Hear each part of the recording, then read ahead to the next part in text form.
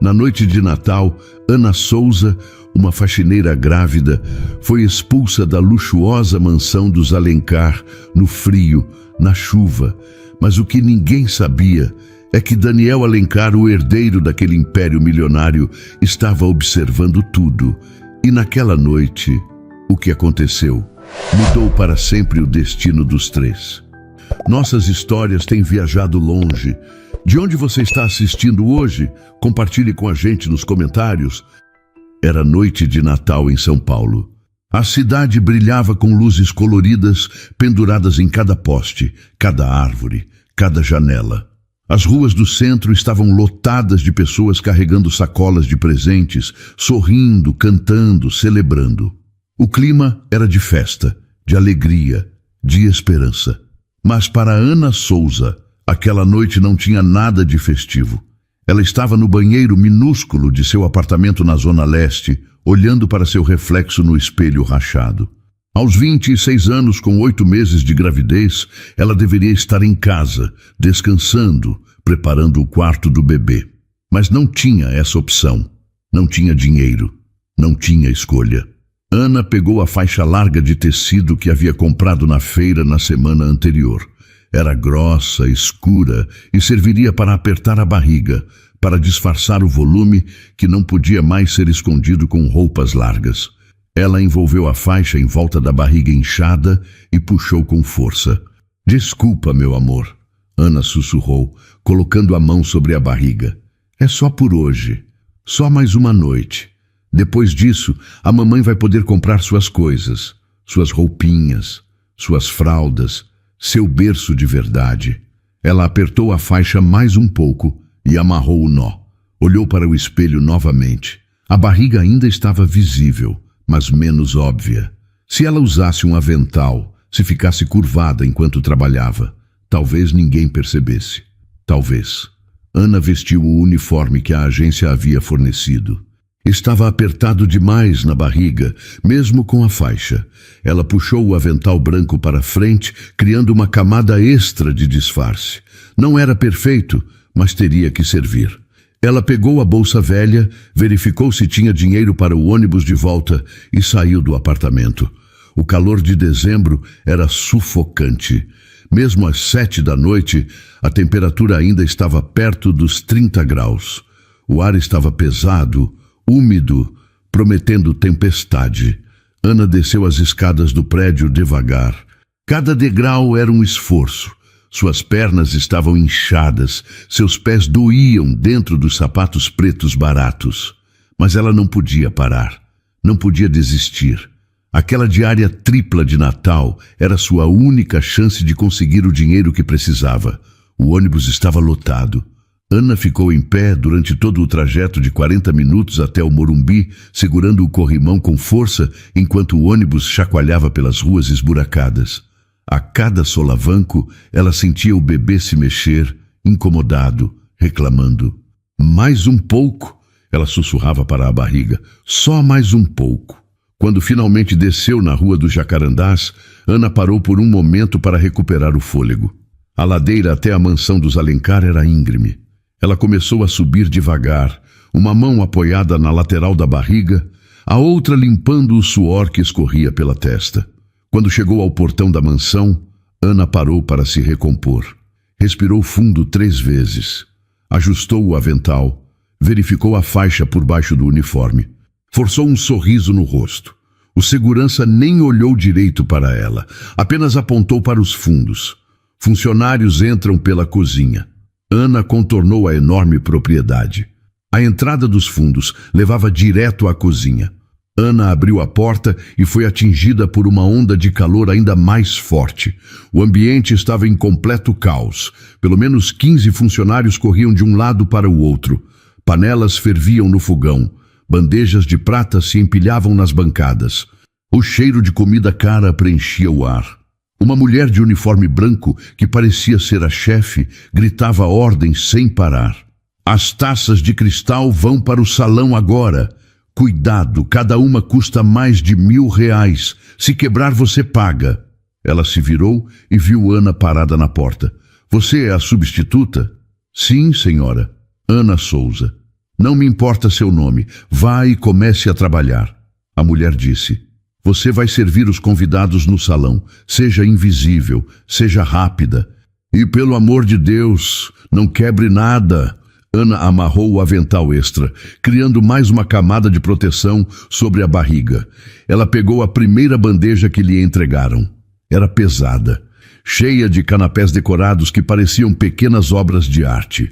Suas mãos tremiam enquanto ela caminhava em direção ao salão. Quando entrou no ambiente principal, Ana ficou impressionada por um momento.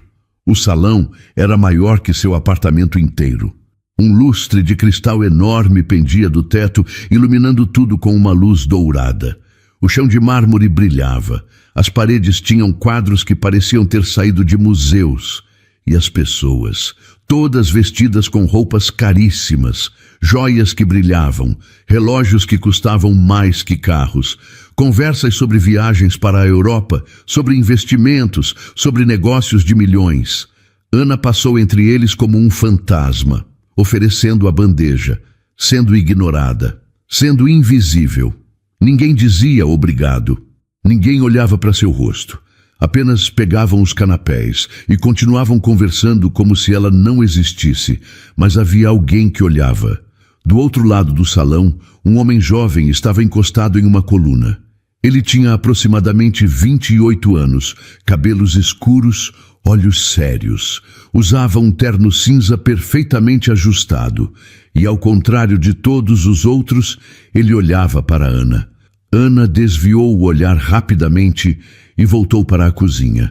Não podia chamar atenção. Não podia dar motivos para perguntas. Ela pegou outra bandeja, desta vez de taças de champanhe, mais pesada que a anterior.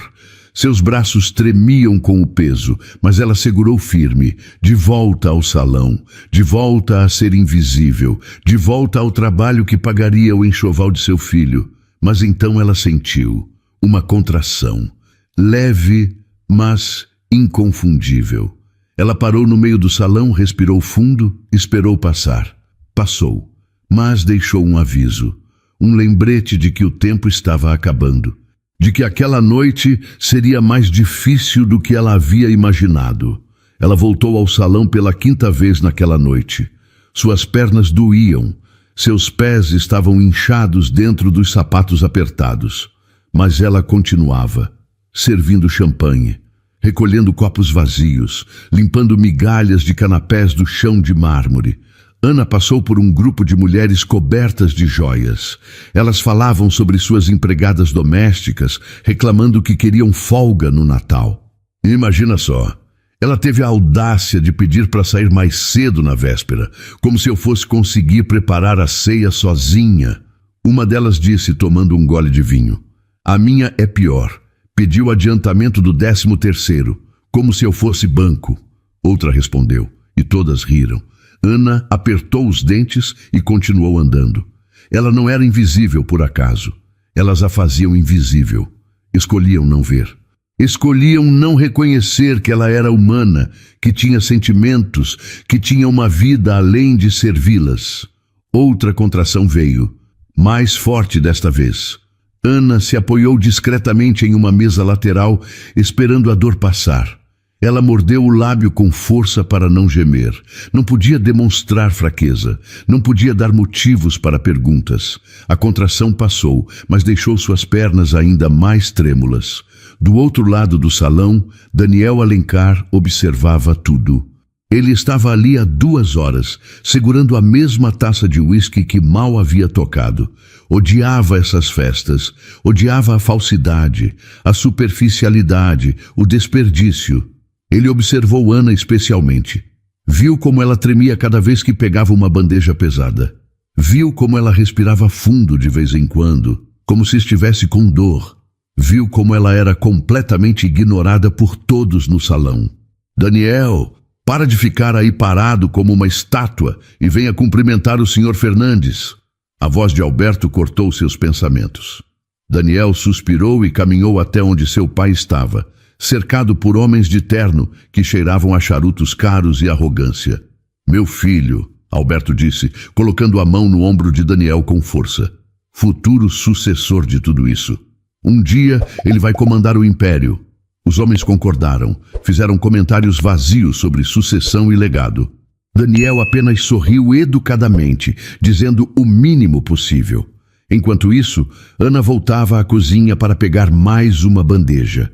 Suas mãos tremiam tanto que ela quase derrubou as taças antes mesmo de sair da cozinha. "Cuidado!" a chefe gritou. "Essas taças são caríssimas. Se quebrar, sai do seu pagamento." Ana segurou a bandeja com mais firmeza e voltou ao salão. Cada passo era um esforço. A faixa em volta da barriga estava tão apertada que dificultava a respiração, mas ela não podia afrouxar. Não podia arriscar.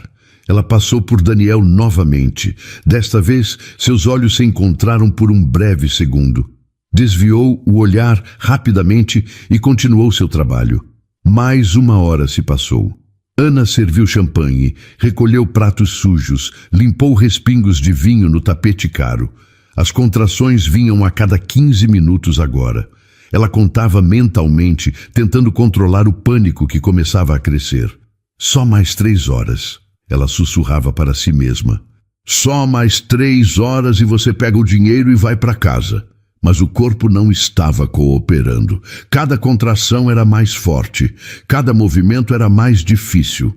E o calor, mesmo com o ar-condicionado, estava ficando insuportável. Ana entrou na cozinha mais uma vez. Pegou um copo de água e bebeu tudo de uma vez. A água gelada desceu queimando pela garganta seca. "Você está bem?"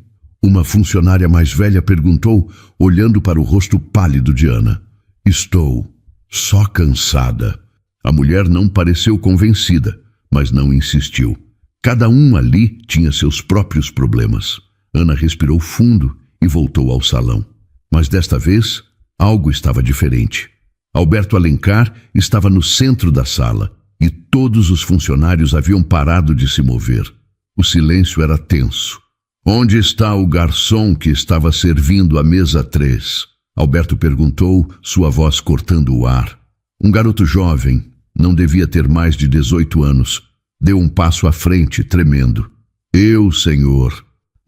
Você deixou cair um guardanapo no chão." "Foi sem querer, senhor. Eu já peguei." "Sem querer não existe aqui." Alberto avançou em direção ao garoto.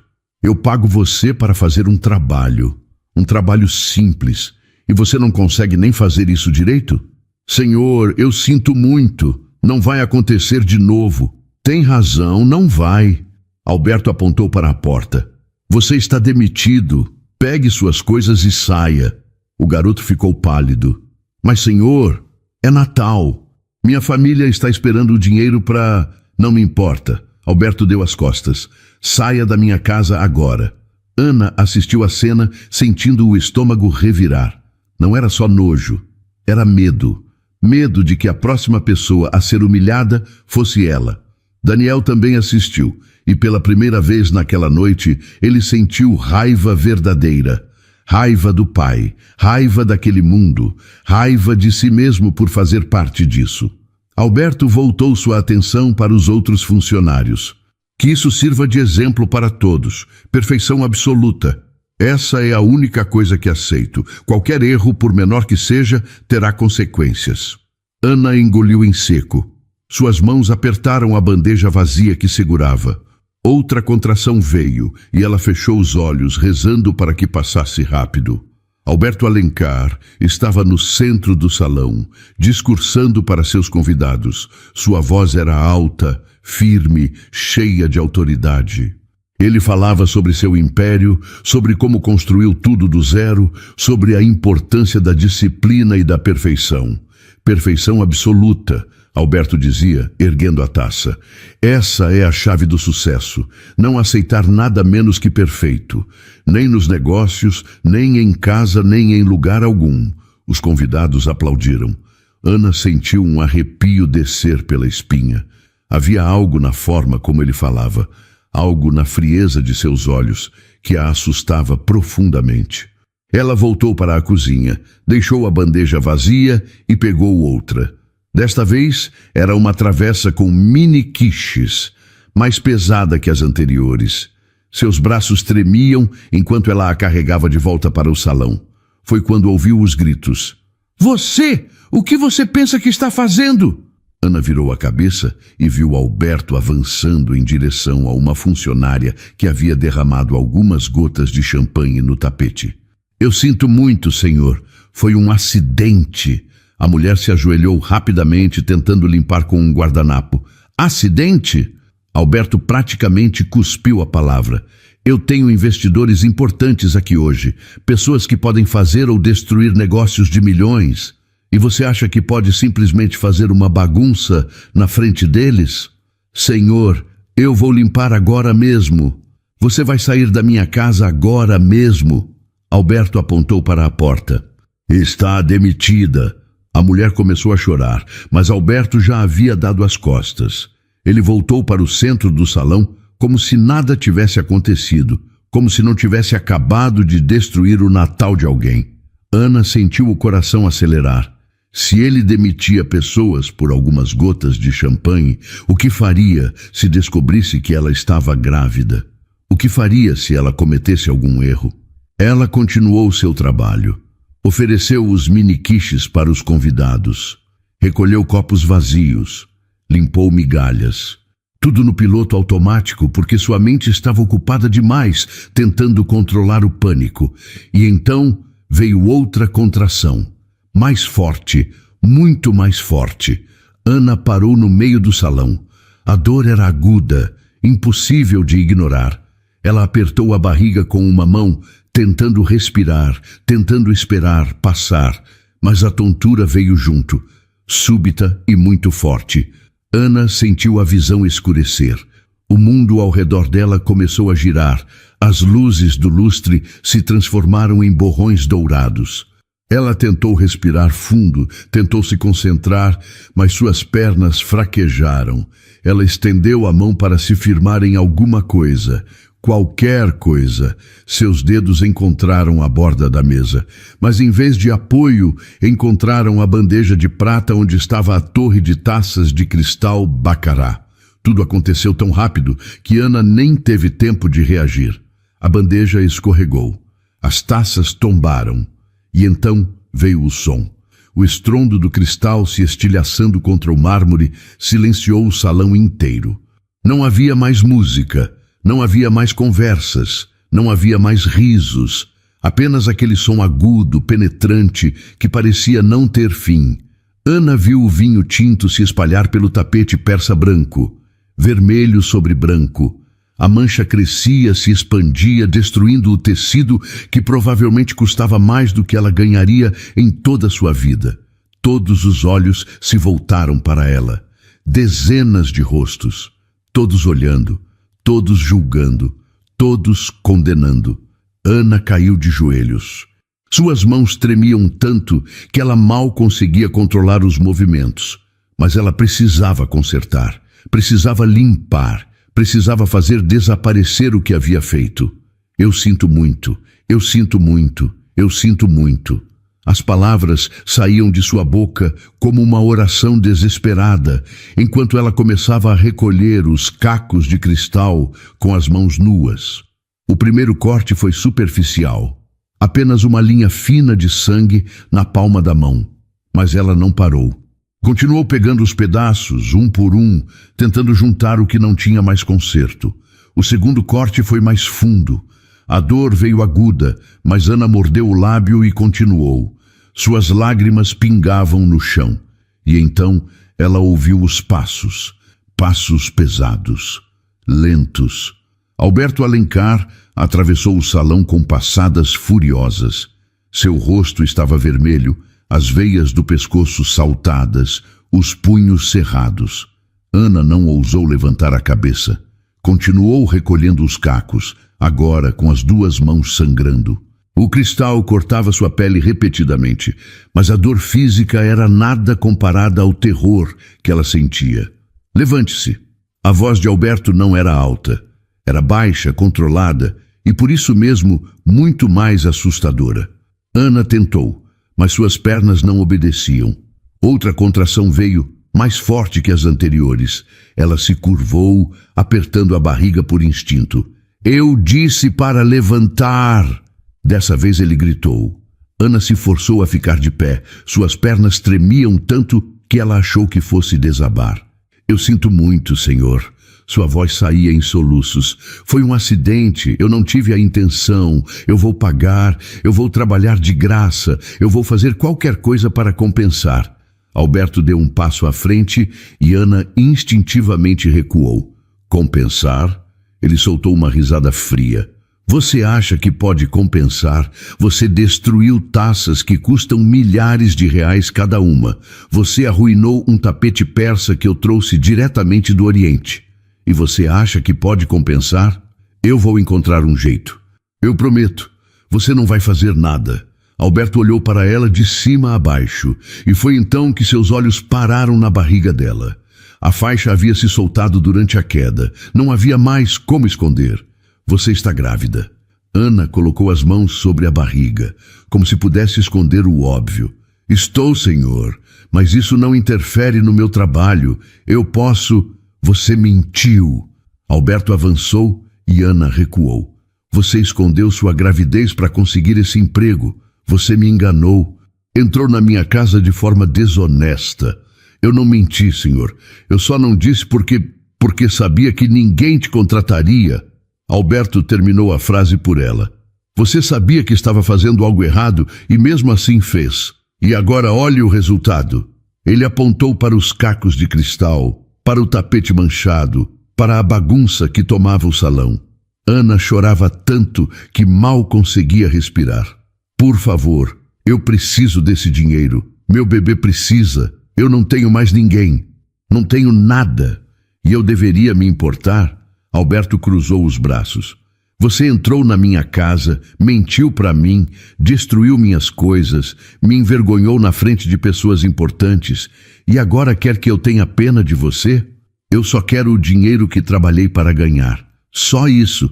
Por favor, você não vai receber nada. Alberto segurou o braço dela e começou a empurrá-la em direção à porta dos fundos. Nada além do que merece. Ana tentou se soltar, mas ele era forte demais. Não, por favor, eu trabalhei a noite toda. Eu preciso desse dinheiro. Alberto não ouviu, ou não quis ouvir. Ele continuou levando-a pelo salão, passando pelos convidados que assistiam à cena em silêncio. Ninguém se moveu para ajudar. Ninguém disse uma palavra. Quando chegaram à porta dos fundos, Alberto a abriu com força. Você vai pagar por cada centavo do prejuízo que causou, mas não hoje, não aqui, fora da minha casa, sem pagamento. Alberto gritou, empurrando Ana em direção à porta. Ele a empurrou com tanta força que Ana tropeçou e caiu de joelhos na calçada molhada. A chuva a encharcou em segundos. Por favor, Ana implorou uma última vez, olhando para trás. Alberto olhou para ela com desprezo absoluto. Deveria ter pensado nisso antes de mentir e entrar na minha casa. E então ele bateu a porta. Ana ficou ali, de joelhos na calçada, sob a chuva torrencial. Suas mãos machucadas, sua barriga doía. Seu coração estava despedaçado em 1000 pedaços, assim como as taças de cristal que ela havia derrubado. Ela abraçou a barriga e começou a chorar. Não lágrimas silenciosas, eram soluços profundos que sacudiam todo o seu corpo. E então ela sentiu uma contração diferente, mais forte, mais urgente, e junto com ela, algo quente escorrendo por suas pernas. A bolsa havia estourado. Ela olhou para baixo, viu o líquido se misturando com a água da chuva, e o pânico tomou conta dela. Não podia ser, não ali, não daquele jeito, mas era real. Tão real quanto a dor que rasgava seu corpo, tão real quanto o frio que congelava sua pele. Ela tentou se levantar, mas suas pernas não respondiam. Tentou gritar por ajuda, mas sua voz se perdeu no barulho da tempestade. A chuva caía com tanta força que parecia querer afundá-la no concreto. Ela estava completamente sozinha. Dentro do salão, Daniel tinha observado tudo. Havia visto a queda das taças. Havia visto a humilhação de Ana. Havia visto seu pai expulsá-la sob a chuva. E a cada segundo, algo dentro dele se quebrava. Daniel sempre foi obediente, sempre fez o que mandaram, sempre seguiu as regras, sempre foi o filho perfeito, o herdeiro ideal, aquele que nunca questionava, nunca contestava, nunca contrariava, mas havia um limite para tudo. E Alberto tinha acabado de ultrapassá-lo. Você não pode fazer isso! Daniel gritou, se aproximando do pai. É Natal, está chovendo, ela está grávida. Alberto se virou, os olhos ainda queimando de raiva. Eu posso fazer o que eu quiser na minha própria casa. Não quando significa deixar uma mulher grávida na rua no meio de uma tempestade. Daniel apontou para a porta. Você viu o estado dela? Ela está machucada, ela precisa de ajuda. Ela precisa aprender uma lição. Alberto cruzou os braços. Ações têm consequências. Ela mentiu. Ela pagou o preço. O preço? Daniel sentiu a raiva explodir em seu peito. Que preço é esse? Ela pode ter complicações. O bebê pode nascer ali na rua. E você acha que está ensinando uma lição? Alberto deu de ombros. Não é problema meu. Como não é problema seu? Você a expulsou. Você causou isso. Eu causei? Alberto soltou uma risada. Ela causou isso sozinha quando decidiu mentir e entrar aqui. Quando decidiu destruir minhas coisas. Isso não tem nada a ver comigo. Daniel olhou para o pai como se estivesse vendo um estranho. Como se pela primeira vez em 28 anos ele realmente enxergasse quem Alberto Alencar era. E o que viu o enojou. Você é um homem sem coração. Eu sou um homem de negócios. Alberto se aproximou do filho. E você também deveria ser se quisesse ter sucesso nesta vida. Mas você é fraco, sempre foi, cheio de sentimentos inúteis. Sentimentos não são inúteis. Daniel apertou os punhos. Eles nos tornam humanos. Algo que você esqueceu como ser há muito tempo. Cuidado com o tom, garoto. Alberto falou. Não sou garoto. Tenho 28 anos. Daniel deu um passo à frente. E estou cansado de fingir que está tudo bem. Estou cansado de aceitar a forma como você trata as pessoas. Estou cansado de você. O salão ficou em silêncio novamente. Todos os convidados pararam de conversar. Todos olhavam para pai e filho, esperando para ver o que aconteceria a seguir. Alberto riu. Mas não era uma risada de diversão. Era uma risada fria, calculista, cruel. Está bem, se você se importa tanto com ela, vá lá fora e a ajude. Ele fez um gesto em direção à porta. Mas saiba que se você sair por essa porta agora, você não volta. Não volta para esta casa, não volta para a empresa, não volta para esta família. Pai, eu estou falando sério, Daniel. Alberto cruzou os braços. Se você escolher essa mulher em vez de mim, você está fora. Fora do testamento. Fora da empresa. Fora da minha vida. Eu vou te deserdar. Você vai sair daqui sem nada, sem dinheiro, sem nome, sem futuro. Daniel olhou para a porta. Lá fora, Ana estava sozinha na chuva, provavelmente com dor, provavelmente com medo, provavelmente achando que ninguém no mundo se importava com ela. Ele olhou para o pai, o homem que o criou, o homem que lhe deu tudo, o homem que também tirou tudo o que realmente importava. Liberdade, escolha, humanidade. A decisão foi mais fácil do que Daniel imaginou. Então eu estou fora. Ele se virou e caminhou em direção à porta. Não correu, não hesitou. Apenas caminhou com passos firmes e decididos. Daniel! Alberto gritou atrás dele. Se você sair agora, acabou! Você me ouviu? Acabou! Daniel abriu a porta. A chuva entrou, molhando o chão de mármore. Ele olhou para trás uma última vez. Já estava acabado há muito tempo, pai. Eu só estava cego demais para perceber. E então ele saiu. A chuva o encharcou imediatamente, mas Daniel nem sentiu. Ele correu até Ana, que estava encolhida na calçada, tremendo. Ana! Ele se ajoelhou ao lado dela. Eu estou aqui. Você não está sozinha. Ana olhou para ele, os olhos vermelhos de tanto chorar. Atrás deles, dentro da mansão, Alberto observava pela janela.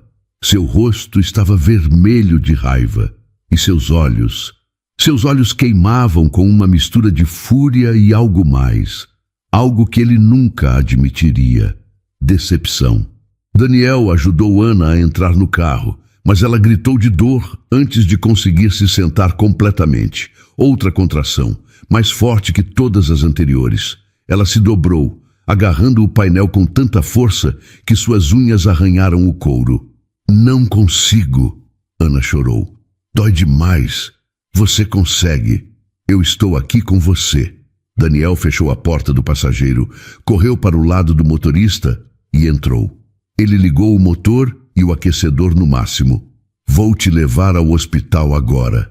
Qual é o mais próximo? Hospital São Luís, Ana disse. Mas fica longe, na Bela Vista. Não importa, vamos chegar lá. Daniel acelerou e saiu da garagem. Mas assim que passou pelo portão da mansão, a esperança se transformou em desespero. As ruas do Morumbi eram um pesadelo. A chuva havia transformado tudo em caos. A água subia pelas sarjetas, carregando folhas, galhos, lixo. As ladeiras íngremes viraram rios.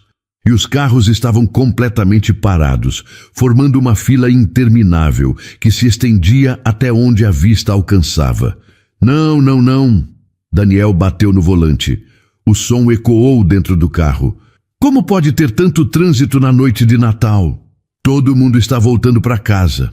Ana gemeu apertando a barriga. E com essa chuva as ruas alagaram. O trânsito sempre trava quando chove assim. Daniel olhou à frente. Nenhum carro se movia. Nenhum centímetro. Eles estavam presos ali e o hospital estava a quilômetros de distância.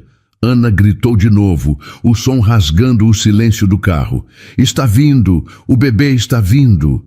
Não, ainda não! Aguenta mais um pouco! Daniel pegou o celular no porta-luvas e discou o número de emergência. Depois de 3 tentativas, alguém finalmente atendeu. Serviço de atendimento móvel de urgência. Qual a sua emergência? Meu nome é Daniel Alencar. Estou com uma mulher em trabalho de parto no carro. A bolsa estourou. As contrações estão muito próximas. Estamos presos no trânsito do Morumbi. Precisamos de ajuda. Qual a sua localização exata, senhor? Daniel olhou ao redor desesperadamente. Rua dos Jacarandás, próximo ao número 500. Mas não dá para saber exatamente. Estamos no meio de uma fila enorme de carros. Senhor, devido à tempestade, nossos veículos estão com extrema dificuldade para se deslocar. As ruas do Morumbi estão alagadas. O tempo de espera pode ser de 40 a 60 minutos. 60 minutos? Daniel gritou. Ela não tem 60 minutos. O bebê está nascendo agora. Senhor, vou transferir sua ligação para o médico de plantão que vai orientá-lo sobre como proceder até a chegada da ambulância. Mantenha a calma. A ligação foi transferida. Uma música de espera tocou por longos segundos que pareceram horas. Ana gritava ao lado dele, o corpo todo tenso com a dor. Daniel tentou sair da fila de carros, mas não tinha espaço. Os carros estavam colados uns nos outros. Ele buzinou, acendeu os faróis, mas ninguém conseguia se mover. Era impossível. Eu preciso fazer força. Ana chorou. Preciso empurrar, não consigo segurar mais. Não, espera a ambulância, espera o médico na linha. Daniel gritava tanto quanto ela agora, o pânico tomando conta. Finalmente, uma voz masculina e calma falou pelo viva-voz do celular. Aqui é o Dr. Rodrigues. Senhor, respire fundo. Eu vou te orientar, está bem? Primeiro, me diga, a gestante está sentada ou deitada? Sentada. Ela está no banco do passageiro. Você precisa reclinar o banco o máximo possível. Ela precisa estar em uma posição mais deitada para o parto. Daniel largou o celular no colo, esticou o braço e puxou a alavanca do banco, o encosto reclinando até ficar quase horizontal. Ana gemeu com o movimento, mas ficou em uma posição melhor. Pronto! E agora? Agora você precisa verificar. Você consegue ver a cabeça do bebê? Daniel olhou para Ana, depois para o médico no viva-voz, depois de volta para Ana. Eu preciso olhar? Sim, senhor. É importante saber em que estágio do trabalho de parto ela está. Ana, eu preciso ver. Me desculpa. Daniel se inclinou e viu a cabeça do bebê acontecendo, real. Eu vejo a cabeça, Daniel disse ao telefone, sua voz tremendo incontrolavelmente. Ótimo. Isso significa que o bebê vai nascer muito em breve. A mãe vai sentir uma vontade incontrolável de fazer força. Não tente impedi-la. É o instinto natural do corpo. E eu? O que eu faço? Você vai apoiar a cabeça do bebê quando ela começar a sair. Não puxe em hipótese alguma. Apenas segure com delicadeza. O bebê vai sair sozinho com as contrações. Entendeu? Entendi. Daniel não tinha certeza absoluta se havia entendido, mas não tinha escolha. Não havia mais tempo para dúvidas. Ana gritou novamente. Desta vez foi diferente. Ela fez força, seu rosto ficando vermelho, as veias do pescoço saltando. Isso! Continue fazendo força, Daniel disse, tentando soar encorajador. Você está indo bem. A cabeça do bebê saiu um pouco mais. Daniel colocou as mãos embaixo, apoiando exatamente como o médico havia instruído. Ele está saindo mais, Daniel gritou ao telefone. Agora, na próxima contração, o corpo inteiro vai sair. Esteja preparado para segurar o bebê. A última contração foi a mais forte de todas. Ana usou cada grama de força que ainda restava em seu corpo. E então, de repente, o bebê escorregou para fora e caiu nas mãos de Daniel. O tempo parou. Tudo ao redor desapareceu. O trânsito, a chuva, o mundo inteiro. Tudo que existia era aquela vida minúscula nas mãos de Daniel. Mas o bebê não chorava. Estava quieto demais, imóvel, os olhos fechados, a pele arroxeada. Ele não está chorando, Daniel gritou, o pânico explodindo em sua voz. Por que ele não está chorando? Senhor, mantenha a calma. A voz do médico cortou o pânico.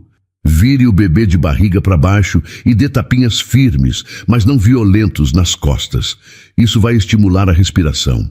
Daniel virou o bebê com mãos tremendo e deu tapinhas nas costas. 1 vez, 2 vezes, 3 vezes. Nada.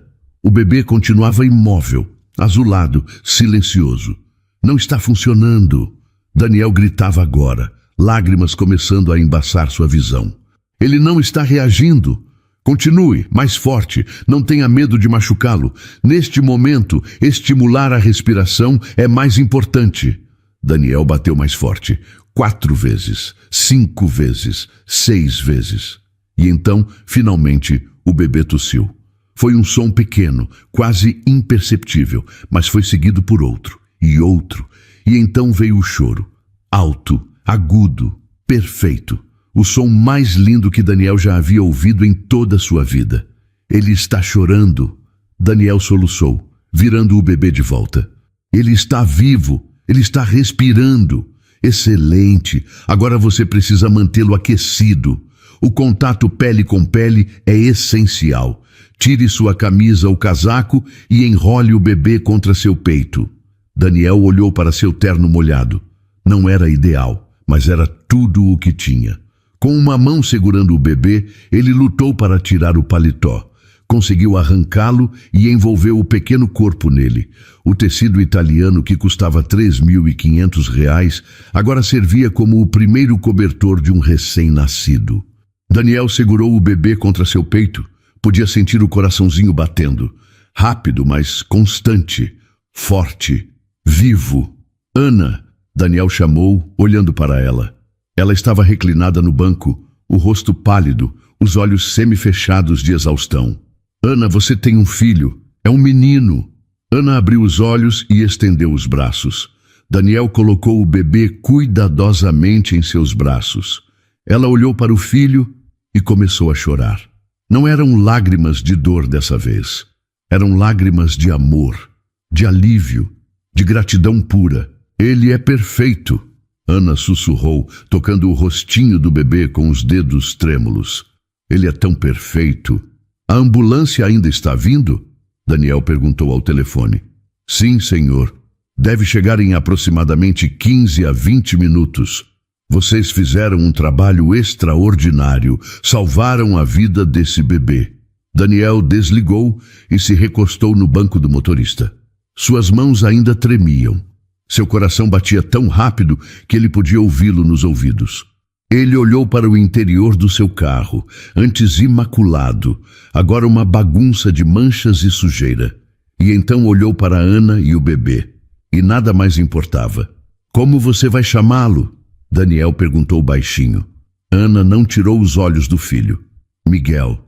Sempre soube que se fosse menino, seria Miguel. Miguel. Daniel repetiu o nome. É um nome forte, um nome de guerreiro. Ele é um guerreiro. Ana sorriu através das lágrimas. Nasceu no meio de uma tempestade, dentro de um carro, com a ajuda de um estranho que virou um anjo. Eu não sou o anjo, Daniel disse. Sou apenas alguém que fez o que era certo.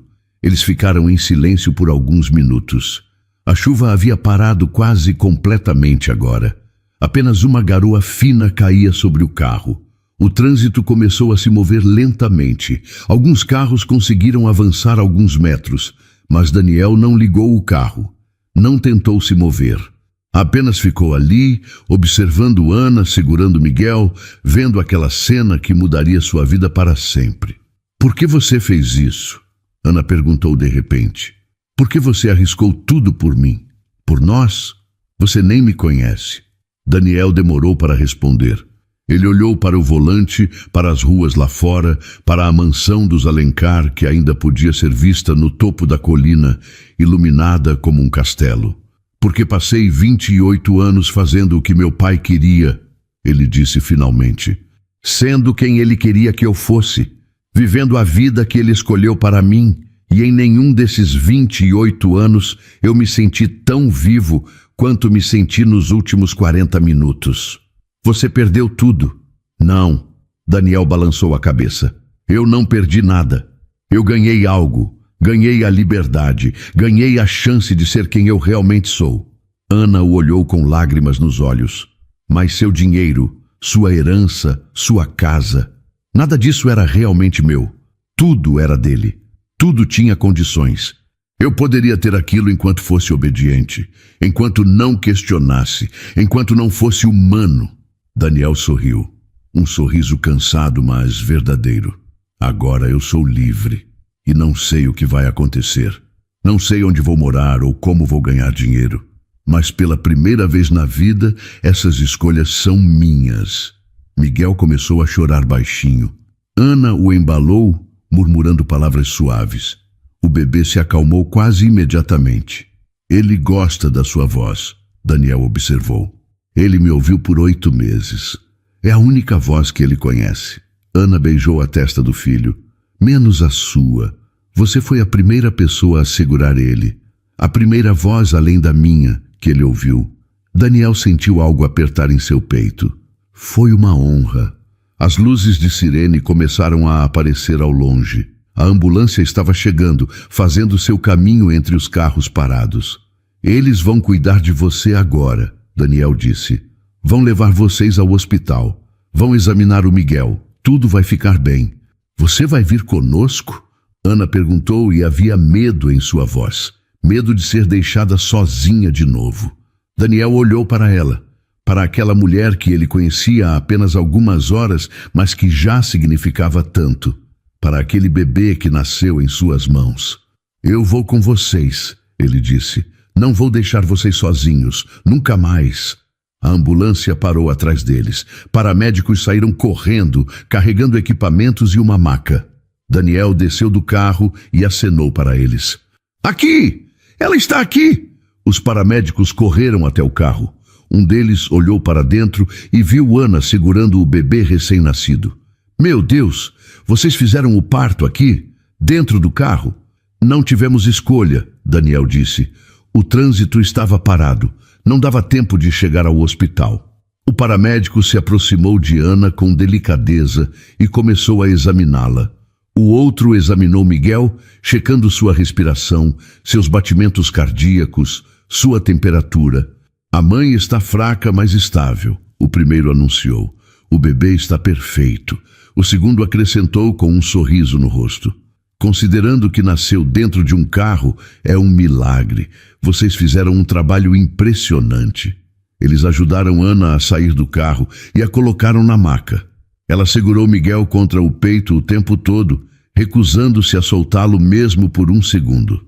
Senhor, o senhor é o pai? Um dos paramédicos perguntou a Daniel.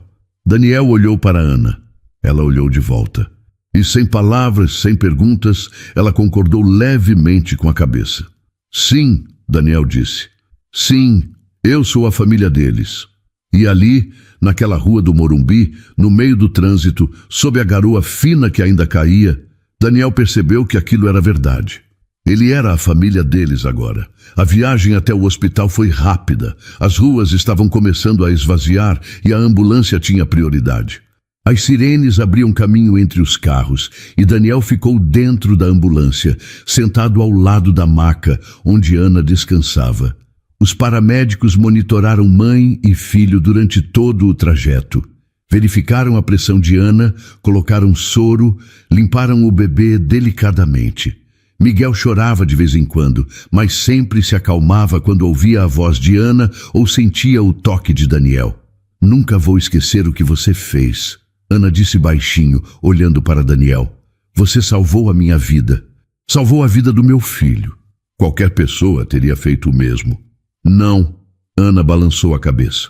A maioria das pessoas teria ficado dentro da mansão, protegida, confortável, e teria esquecido de mim em 5 minutos. Mas você não. Você sacrificou tudo. Daniel não soube o que responder. Ele apenas segurou a mão dela e ficou em silêncio até chegarem ao hospital. Quando as portas da ambulância se abriram, uma equipe médica já estava esperando. Levaram Ana imediatamente para uma sala de emergência e um pediatra assumiu os cuidados com Miguel. Daniel ficou do lado de fora, caminhando de um lado para o outro no corredor, esperando. 20 minutos se passaram. Depois 30, depois 40. Cada minuto parecia uma eternidade. Finalmente, uma enfermeira saiu. A mãe está bem. Ela precisou de alguns pontos, perdeu um pouco de sangue, mas nada que comprometa sua saúde. Ela está descansando agora. A enfermeira sorriu. E o bebê está perfeito. Todos os sinais vitais estão excelentes. Considerando as circunstâncias do nascimento, foi realmente um milagre. Daniel sentiu seus ombros relaxarem. Ele não havia percebido o quanto estava tenso até aquele momento. Posso vê-los? Claro. Sala 12. Mas seja breve, ela precisa descansar. Daniel caminhou pelo corredor até encontrar a sala. Bateu levemente na porta antes de entrar. Ana estava deitada em uma cama hospitalar. Limpa agora, com roupas hospitalares brancas. Coberta com lençóis frescos. Ela parecia tão diferente da mulher que ele havia visto chorando na calçada há apenas algumas horas. Miguel estava em um berço transparente ao lado da cama, dormindo profundamente. Oi, Ana disse com um sorriso cansado quando viu Daniel entrar. Disseram que você ficou o tempo todo lá fora esperando. Eu disse que não ia deixar vocês sozinhos. Daniel se aproximou e olhou para Miguel dormindo. Como você está se sentindo? Dolorida, exausta, mas mais feliz do que já fui na vida. Ana olhou para o filho. Ainda não acredito que ele está aqui, que tudo isso realmente aconteceu. Eu também não. Daniel puxou uma cadeira e se sentou ao lado da cama. Foi a noite mais intensa da minha vida. Eles ficaram em silêncio por alguns instantes, apenas observando Miguel dormir. O bebê se mexeu, fez uma careta engraçada, depois voltou a dormir tranquilamente. Daniel, Ana disse, quebrando o silêncio. O que você vai fazer agora? Como assim? Seu pai te deserdou. Você não tem mais acesso ao dinheiro da família, não tem mais casa. Ela parou, os olhos cheios de preocupação. E foi tudo por minha causa. Não foi por sua causa. Foi escolha minha. E não me arrependo nem um pouco. Daniel respirou fundo. Mas você tem razão. Eu preciso pensar no futuro. Provavelmente vou procurar um emprego, algum lugar para morar, começar do zero. Você tem experiência profissional? Tenho. Trabalhei na empresa do meu pai por 6 anos. Administração, finanças, gestão de projetos. Alguém vai me contratar. Ele tentou sorrir. Pelo menos eu espero. Ana ficou olhando para ele por um longo momento. Você sabe que mudou completamente a minha vida essa noite, não sabe? Você também mudou a minha. Não. Ana balançou a cabeça. Não da mesma forma. Eu estava no fundo do poço, sem esperança, prestes a ter um bebê sozinha na rua. E você apareceu. Você me salvou de uma forma que eu nunca vou conseguir retribuir. Você não precisa retribuir nada. Preciso sim. Ana estendeu a mão e segurou a dele.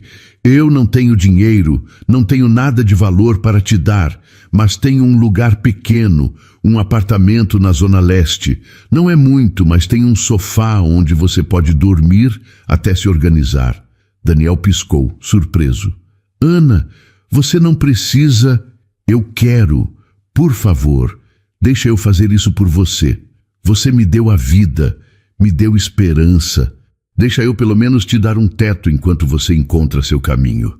Daniel olhou para ela, para aquela mulher forte que havia passado pelo inferno e ainda assim estava oferecendo ajuda.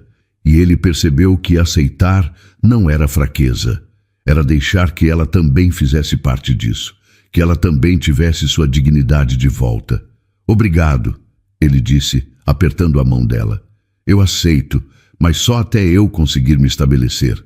Você pode ficar quanto tempo precisar. Ana sorriu. Afinal, somos família agora, não somos? Família.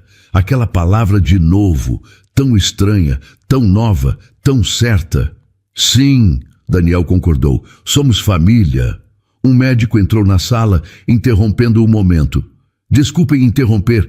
Vim informar que mãe e bebê podem ter alta amanhã pela manhã, se tudo continuar estável durante a noite. Ele olhou para Daniel. O senhor é o pai? Daniel olhou para Ana. Ela olhou de volta. E então, sem hesitar, ela concordou. Sim, Daniel disse. Eu sou. O médico fez algumas anotações na prancheta e saiu. Quando a porta fechou, Ana olhou para Daniel com curiosidade. Por que você disse isso? Porque eu quero ser. As palavras saíram de Daniel antes que ele pudesse pensar muito. Não biologicamente, mas quero estar presente na vida do Miguel. Quero fazer parte disso. Daniel, eu sei que parece loucura. Eu sei que nos conhecemos há algumas horas. Mas essa noite me mostrou algo importante. Ele se inclinou para a frente. Família não é sobre sangue. É sobre quem fica quando tudo desmorona. Quem te segura quando você está caindo. Quem não te abandona. Ana começou a chorar novamente. Você está falando sério? Completamente. Daniel pegou a mão dela com as duas mãos. Meu pai quebrou um contrato com você essa noite. Te devia pagamento, respeito, dignidade e te deu nada. Mas eu quero fazer um novo contrato, um vitalício. Vocês nunca mais vão passar necessidade, nunca mais vão estar sozinhos. Eu prometo. As lágrimas escorriam livremente pelo rosto de Ana agora.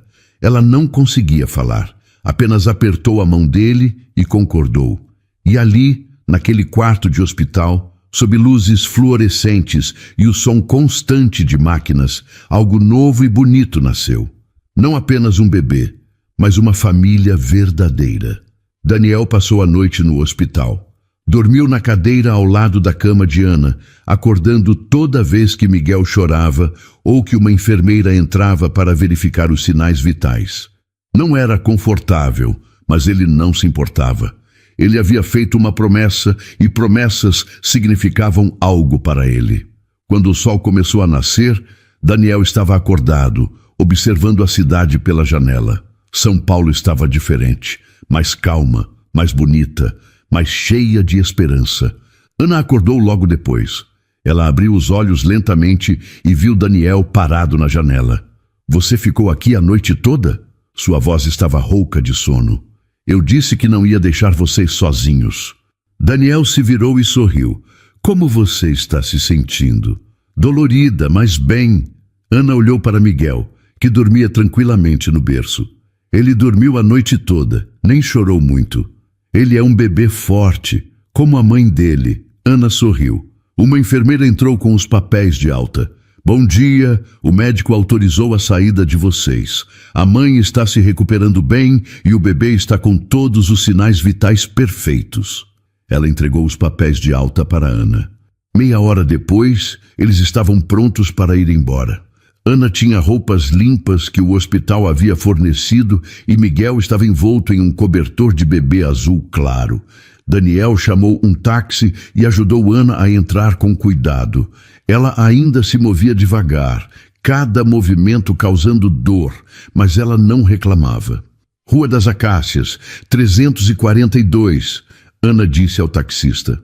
Zona Leste. O taxista concordou e começou a dirigir. Daniel olhou pela janela, observando São Paulo acordar. Algumas pessoas caminhavam pelas ruas, crianças brincavam com bicicletas novas, famílias saíam para a missa. Era um dia novo, uma vida nova. Quando chegaram ao endereço, Daniel viu que era um prédio antigo.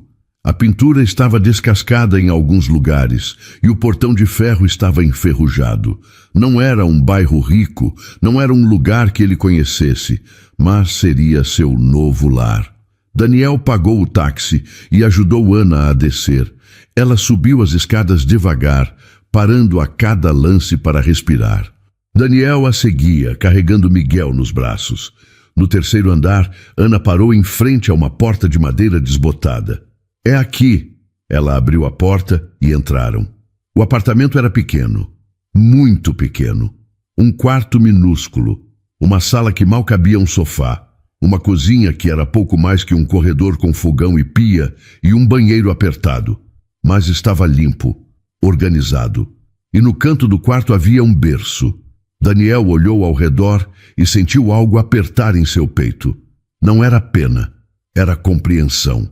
Compreensão de como Ana havia lutado, de quanto ela havia se esforçado para dar ao filho o mínimo. Não é muito, Ana disse, defensiva. Mas é tudo o que eu tenho. É perfeito, Daniel disse. E ele realmente quis dizer isso. Não precisa de mais do que isso. Tem teto, tem paredes, tem amor. É o suficiente. Ana sorriu aliviada. Daniel colocou Miguel cuidadosamente no berço. O bebê se mexeu um pouco, mas continuou dormindo. Ele estava em casa agora. O sofá é ali. Ana apontou para um sofá de 2 lugares, velho e gasto, mas limpo. Não é muito confortável, mas está perfeito, Daniel interrompeu. Sério, está mais do que bom. Ana se sentou na cama do quarto, finalmente permitindo que seu corpo descansasse. Daniel ficou na sala, olhando ao redor, processando tudo o que havia acontecido nas últimas 24 horas. Há um dia atrás, ele estava em uma mansão, rico, confortável, preso. Agora estava em um apartamento pequeno na Zona Leste, sem dinheiro, sem certezas, mas livre. Miguel começou a chorar. Daniel foi até o berço e o pegou nos braços. Ei, pequeno guerreiro, ele sussurrou, embalando o bebê. Bem-vindo ao seu novo lar. Não é grande, não é luxuoso, mas é cheio de amor, e isso é tudo que importa. Miguel parou de chorar e olhou para Daniel com aqueles olhinhos escuros e curiosos. E Daniel jurou, ali mesmo, que faria tudo ao seu alcance para proteger aquela família. O dia passou devagar e tranquilo. Ana descansou a maior parte do tempo, ainda se recuperando do parto. Daniel cuidou de Miguel, trocando fraldas pela primeira vez na vida, aprendendo a fazer mamadeira, embalando o bebê quando ele chorava. Não era fácil. Ele errou várias vezes, colocou a fralda do lado errado. Esquentou demais a mamadeira. Deixou Miguel chorar por alguns minutos antes de descobrir que ele só queria colo. Mas ele estava aprendendo. E isso era o que importava. À noite, quando Miguel finalmente dormiu, Daniel e Ana se sentaram no sofá da pequena sala. A televisão estava desligada. O único som era o da rua lá fora. Crianças rindo, músicas tocando baixinho nos apartamentos vizinhos. Obrigada, Ana disse de repente. Pelo quê? Por tudo, por me salvar, por salvar o Miguel. Daniel balançou a cabeça. Você não precisa me agradecer. Eu fiz o que era certo. Não. Ana se virou para olhá-lo nos olhos. Você fez mais do que isso. Você sacrificou tudo. Sua família, seu dinheiro, seu futuro. E por quê? Por duas pessoas que você nem conhecia. Porque algumas coisas são mais importantes que dinheiro, Daniel disse simplesmente. Porque eu passei 28 anos vivendo uma vida vazia e em uma única noite encontrei um propósito de verdade. Ana limpou as lágrimas que começavam a cair. O que você vai fazer agora? Realmente vai procurar emprego? Sim. Amanhã mesmo eu começo a procurar. Tenho experiência em administração e gestão. Alguém vai me contratar. Daniel sorriu. E enquanto isso, vou te ajudar com o Miguel. Eu vou fazer tudo ao meu alcance para dar a ele e a você uma vida melhor. Vamos sair deste apartamento pequeno. Vamos encontrar um lugar maior, um lugar seguro. Vou trabalhar duro. Vou dar a vocês tudo o que merecem. Ana apoiou a cabeça no ombro dele. Você é uma pessoa especial, Daniel. Melhor do que você mesmo sabe. Eu estou tentando ser. Miguel começou a chorar novamente. Ana tentou se levantar, mas Daniel foi mais rápido. Deixa comigo. Você precisa descansar. Ele entrou no quarto e pegou Miguel no colo. O bebê parou de chorar quase imediatamente. Apenas quis sentir o calor, o contato, a presença. Daniel se sentou na beirada da cama e ficou embalando Miguel, olhando para aquele rostinho perfeito. Sabe, Miguel, você nasceu em uma noite difícil, no meio de uma tempestade, dentro de um carro, sem médicos, sem hospital, sem nada do que um bebê deveria ter no seu nascimento. Ele fez uma pausa. Mas olhe onde estamos agora, juntos, seguros, vivos. Ele olhou pela janela do quarto. Lá longe, no horizonte, ele podia ver as luzes do Morumbi. Podia ver a mansão dos Alencar, iluminada como sempre, imponente como sempre, mas vazia como sempre.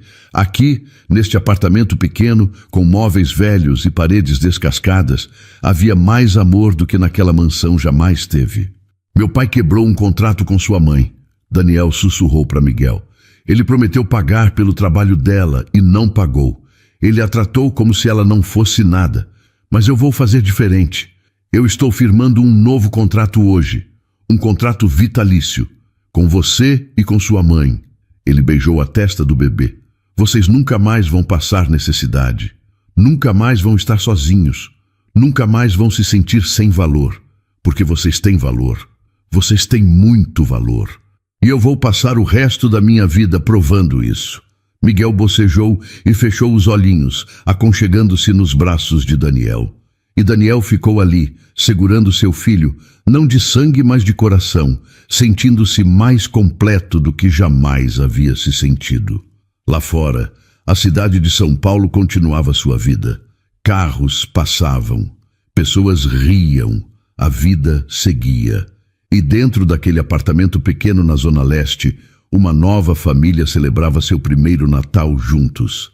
5 anos depois, o sol da manhã entrava pela janela do apartamento, iluminando a pequena sala de estar. Não era mais o apartamento apertado da Zona Leste. Esse era maior, em um bairro melhor, com 2 quartos, uma cozinha espaçosa e até uma varanda pequena onde Ana cultivava temperos. Pai, olha o que eu desenhei! Uma voz aguda e animada ecoou pelo corredor. Daniel se virou e viu Miguel correndo em sua direção, segurando um papel colorido. O menino tinha 5 anos agora, cabelos escuros, olhos curiosos como os da mãe. Ele usava um pijama de super-herói e tinha um sorriso que iluminava qualquer ambiente. Deixa eu ver. Daniel se ajoelhou e pegou o desenho. Era uma família. 3 pessoas de mãos dadas. Uma baixinha com cabelos compridos, uma pequena no meio e uma alta ao lado. Está lindo. Somos nós 3? Sim, você, eu e a mamãe. Miguel apontou para cada figura. E olha, eu coloquei um sol bem grande porque a gente é feliz. Daniel sentiu um nó na garganta. Mesmo depois de 5 anos, ele ainda se emocionava com essas pequenas coisas. É o desenho mais bonito que eu já vi. Vamos colocar na geladeira? Sim! Miguel correu para a geladeira e Daniel o ajudou a fixar o desenho com um ímã em forma de estrela. A porta da geladeira estava coberta de desenhos, fotos, lembretes. Uma colagem de vida vivida, de momentos compartilhados, de família verdadeira. Ana saiu do quarto, ainda de hobby, o cabelo preso em um coque bagunçado. Ela parecia diferente da mulher que Daniel havia conhecido 5 anos atrás. Não só fisicamente, embora estivesse mais saudável, com as bochechas coradas e os olhos brilhantes. Era algo mais profundo, era confiança, era paz. Era a aparência de alguém que finalmente podia respirar. Bom dia para os 2 homens mais lindos do mundo. Ela beijou o topo da cabeça de Miguel e depois se aproximou de Daniel, dando-lhe um beijo rápido nos lábios.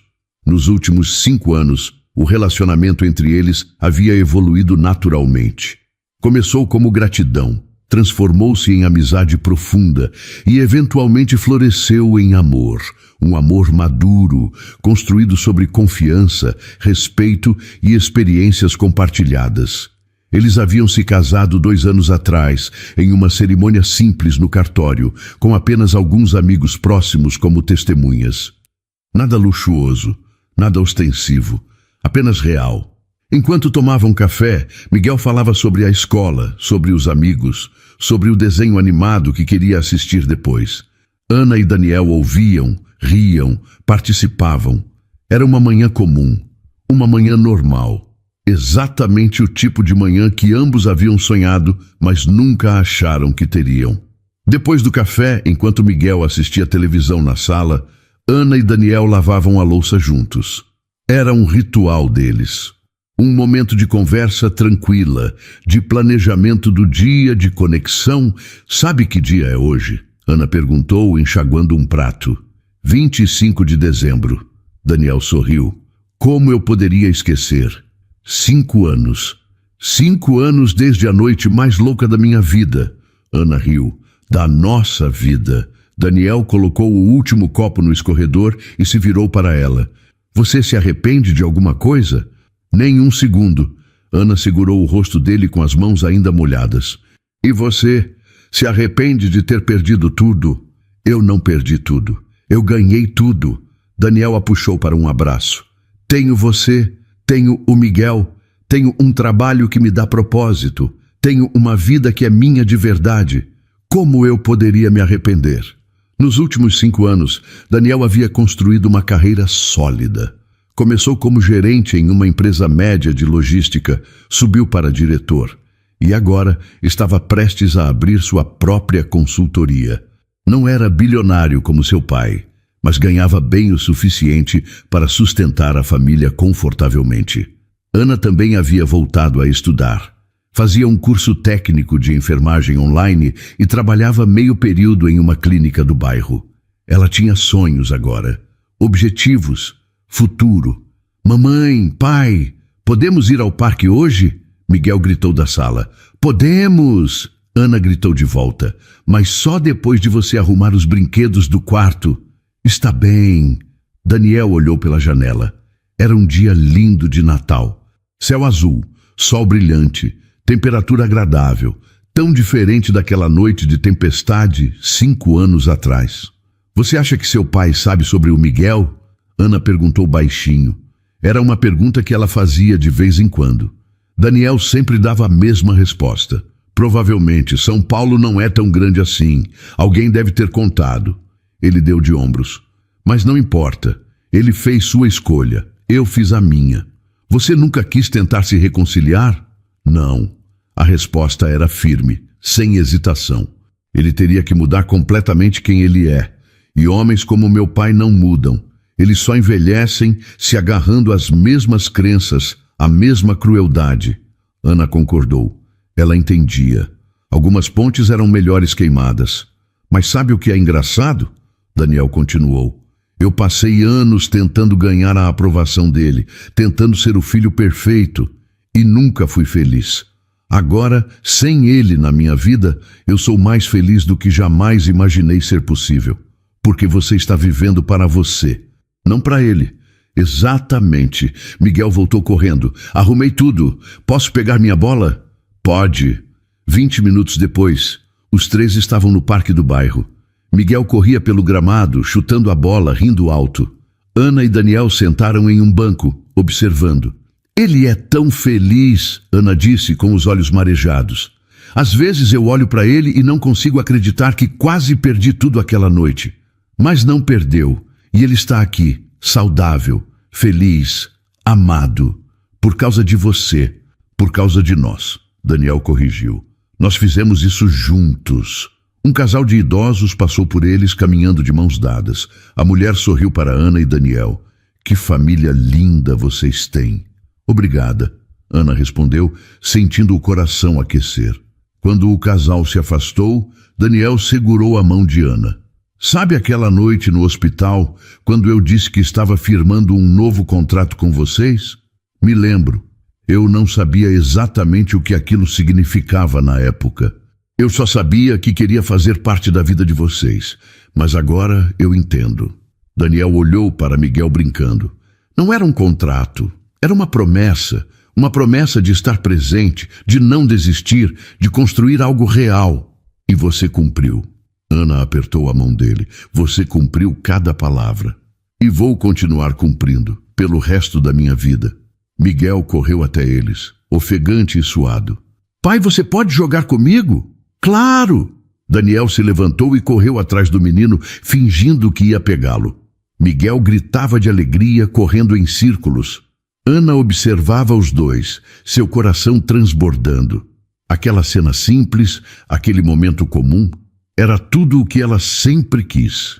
Era família, era amor, era lar. Ela pensou naquela noite, 5 anos atrás. A noite mais escura de sua vida. A noite em que tudo desmoronou. A noite em que ela pensou que não havia mais esperança. Mas daquela escuridão nasceu luz. Daquela dor nasceu amor. Daquela tempestade nasceu paz. E ela finalmente entendia. Às vezes a vida precisa nos quebrar completamente para nos reconstruir do jeito certo. Às vezes perdemos tudo para ganhar o que realmente importa. Daniel voltou para o banco carregando Miguel nas costas. O menino ria alto, agarrado ao pescoço do pai. Ele cansa rápido, mas eu canso mais rápido ainda. Daniel brincou, colocando Miguel no chão. Eu não estou cansado, Miguel protestou. Só você que é velho. Velho? Daniel fingiu indignação. Eu tenho 33 anos, não sou velho. É velho sim. Miguel correu de novo rindo. Ana e Daniel trocaram olhares e riram juntos. Talvez ele tenha razão, Daniel admitiu. Eu me sinto velho às vezes. Você está no auge. Ana beijou sua bochecha. E eu te amo exatamente como você é. Eu também te amo. Eles ficaram no parque até o sol começar a se pôr. Depois caminharam de volta para casa, Miguel entre eles, segurando a mão dos dois. Era Natal. 5 anos depois da noite que mudou tudo. Não havia presentes caros. Não havia mesa farta com comidas importadas. Não havia luxo, mas havia amor. Havia família. Havia gratidão. E para Ana, Daniel e Miguel, isso era mais do que suficiente. Era tudo. Quando chegaram em casa, Miguel já estava com sono. Daniel o levou para o quarto, ajudou a trocar o pijama e o colocou na cama. Pai? Miguel disse, já com os olhos fechando. Sim, filho. Você é o melhor pai do mundo. Daniel sentiu as lágrimas chegarem. Ele beijou a testa do menino. E você é o melhor filho do mundo. Eu te amo. Eu também te amo. Mais do que você pode imaginar. Quando Miguel dormiu, Daniel voltou para a sala. Ana estava na varanda, olhando para as luzes da cidade. Ele a abraçou por trás, apoiando o queixo em seu ombro. Em que você está pensando? Em como a vida é estranha. Ana se virou nos braços dele. 5 anos atrás, eu estava no fundo do poço, sem esperança, sem futuro. E hoje eu tenho tudo o que sempre sonhei. Você merece. Nós merecemos. Ana corrigiu. Os 3. Daniel concordou. Os 3.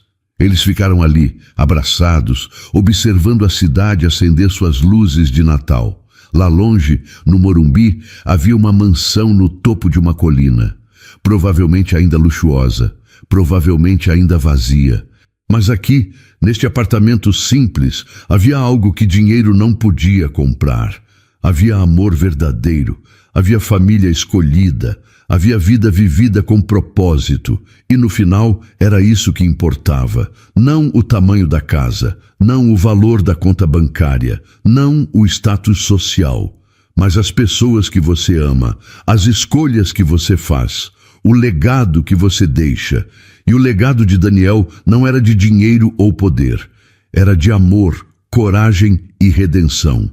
Era Miguel, crescendo feliz e seguro. Era Ana, finalmente encontrando paz. Era uma família nascida do caos, forjada na adversidade e mantida unida pelo amor mais puro. E essa era a melhor herança que alguém poderia deixar. E então, o que achou da história? Deixe sua opinião nos comentários. Adoramos saber o que você pensa. Não se esqueça de deixar seu curtir no vídeo para nos apoiar e de se inscrever no canal. Até a próxima!